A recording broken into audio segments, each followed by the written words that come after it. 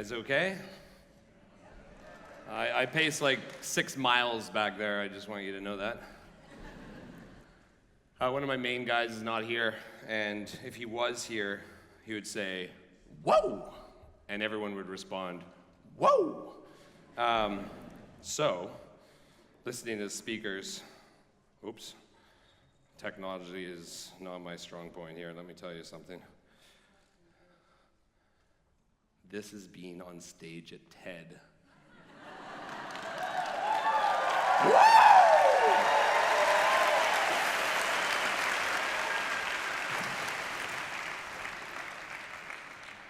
Okay, that wasn't in the script, but that's cool.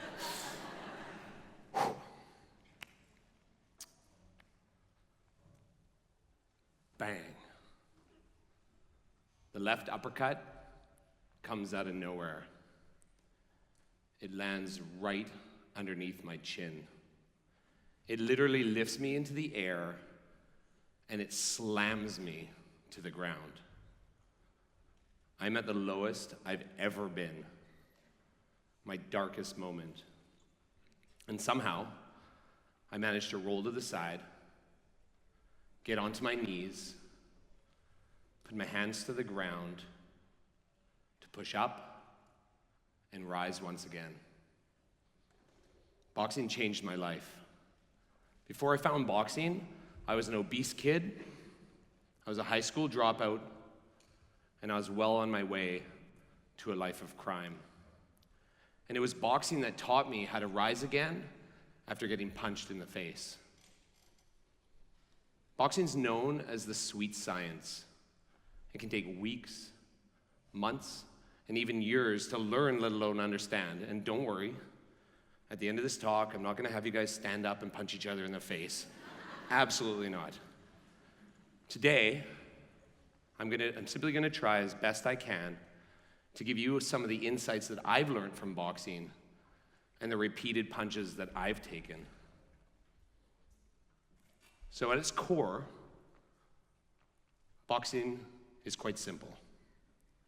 There's offense and there's defense.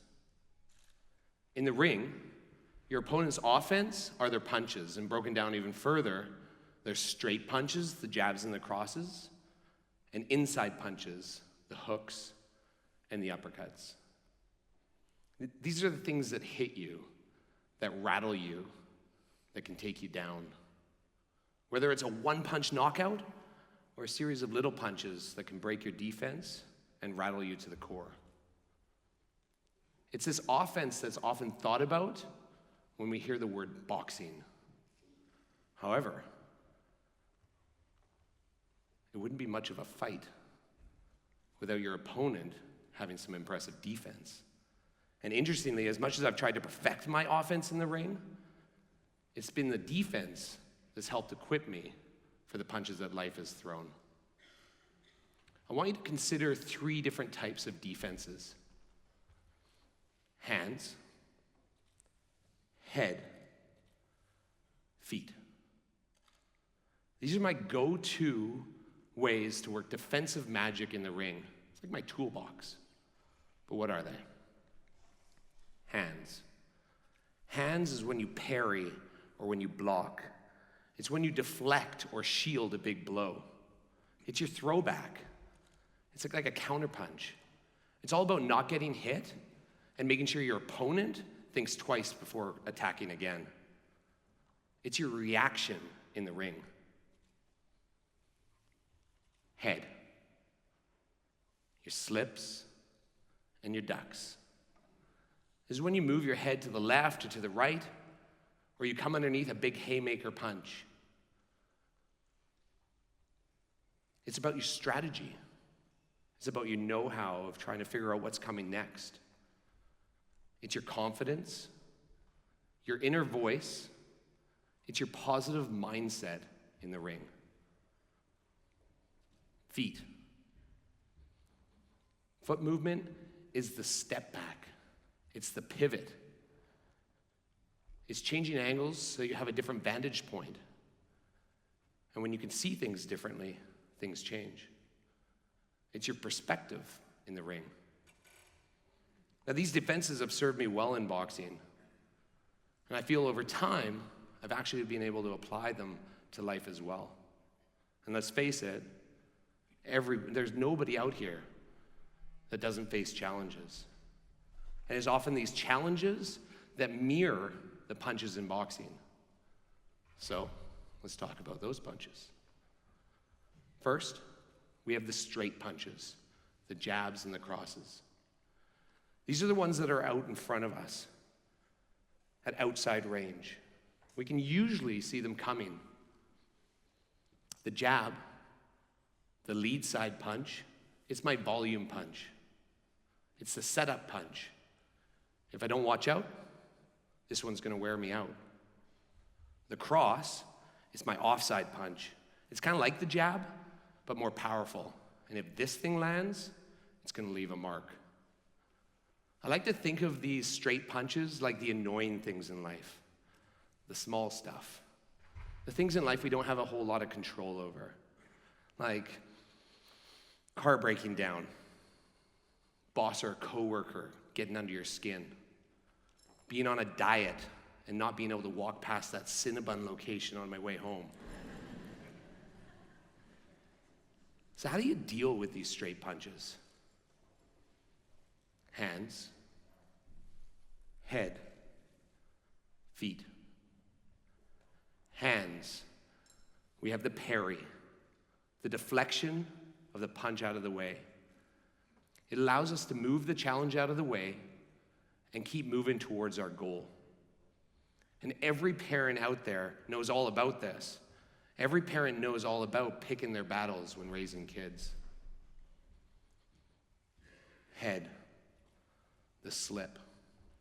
When someone's attitude or opinion is bringing you down, I simply have to move my head or change my mindset. I don't have to agree with them or their actions,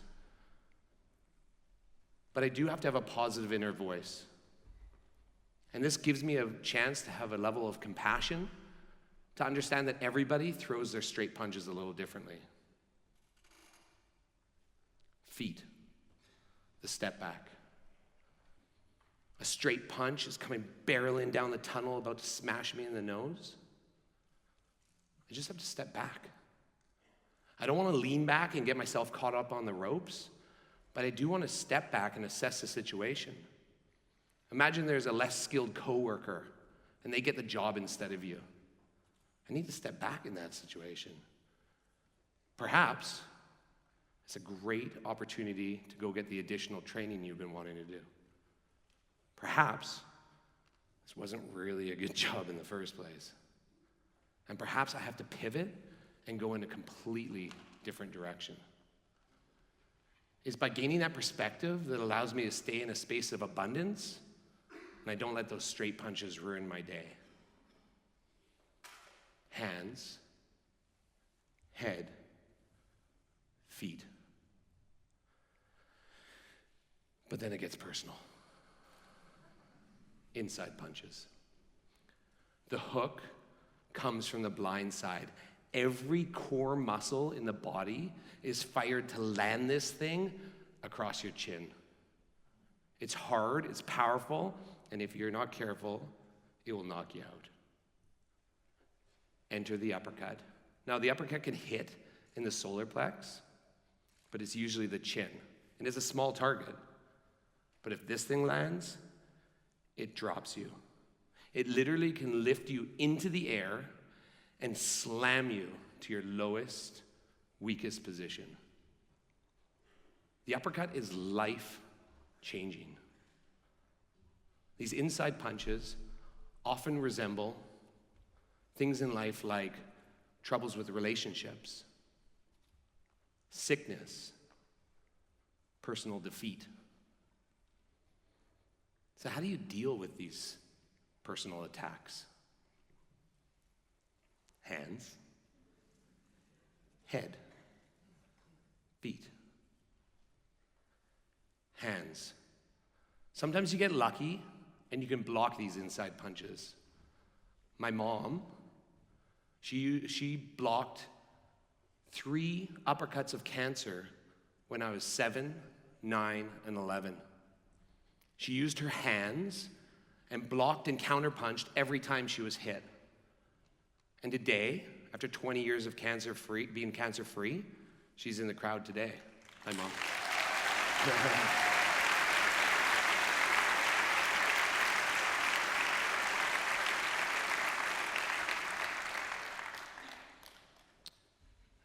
And even though 2 weeks ago,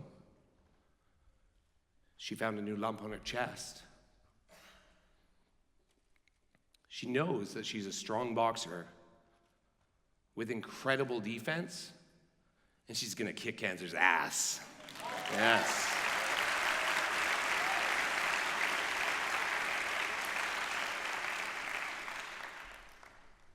Head. The duck. I'm not talking about the duck that I used when I boxed Tony Jr., and let me tell you guys, 350 pounds, there was nothing junior about this man. Nothing. I'm talking about the difference between a negative mindset and a positive one. The mindset that makes you do detrimental things that adversely affect you and the people around you.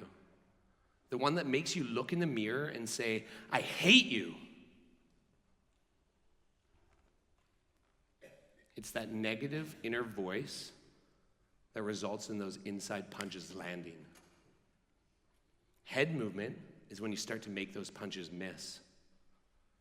It's your head defense of being able to foster positive self-talk, a positive mindset, and then in return, having positive things happen in your life.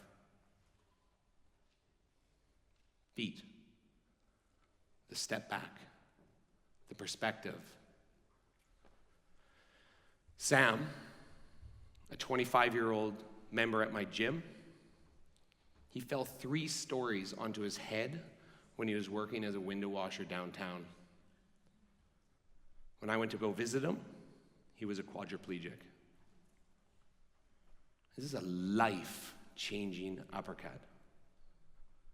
Sam could have stayed this way. He could have literally lay in his misery, but he didn't. Within 7 months, Sam was walking around the track at the gym with just the use of a cane. And now, a year later, he volunteers his time at the local spinal unit to help motivate other people that have had the same uppercut happen to them. Sam's situation is tragic, but he changed his perspective, and now he shines. He just said to me last week, he said, there's no better teacher than adversity. And regardless of where I am physically, I am so much stronger mentally. Hands, head, feet. And while using one of these defenses may suffice for straight punches, I've often found that I need to employ few of them or all of them when it comes to inside punches. And I think that holds true with life as well. Now listen, I see hundreds of fighters every week in my gym. I see CEOs, moms, I see hockey dads, students, I see athletes, and I see 1,200 fighters in the crowd today. And you know what? I tell them the same thing. As they come back from their fight to sit on the stool in the corner after taking all those blows and all those punches, I tell them to stop for a minute, take a breath. I tell them that no fighter in history has ever avoided all the punches. I tell them to use the tools I've taught them, hands, head, feet, to recover and to respond, to learn and then to alter. A good friend of mine once told me to stop thinking in a direction of scarcity and to start thinking in a direction of abundance. So rather than blame the people or things for the punches that are being thrown at us, take some perspective and travel towards your goal and adjust along the way. A lot of punches, they're outside a realm of our daily control. And a lot of punches aren't even thrown at us, but the people that we love. So we need to learn how to use our hands, our head, and our feet to stay standing after all the punches that life throws. And we can all do it. We all have the capacity to do it. But like boxing, it takes training, coaching, and a whole lot of hard work. It's been said many times in boxing, and I think it holds true in life too. It's not how hard you can hit, it's how hard you can get hit and keep moving forward. Thank you.